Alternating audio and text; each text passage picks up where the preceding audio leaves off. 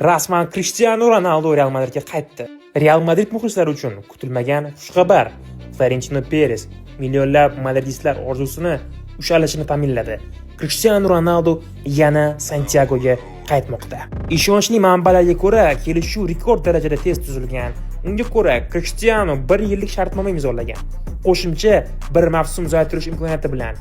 Maoshi sir saqlanayotgan bo'lsa-da, ma'lumotlarga ko'ra, u ramziy ravishda 7 million yevro yiliga oladi. Men doimo Real mening uyim deb aytganman. Al Nasrga minnatdorman. Ammo Florentino Perez qo'ng'iroq qilgandan so'ng men tushundim. Qaytish vaqti keldi, dedi Ronaldo o'z intervyusida. Carlo Ancelotti uni jamoaga qo'shilishi Real uchun juda ham muhim va yangi davrni boshlanishini aytib ketdi.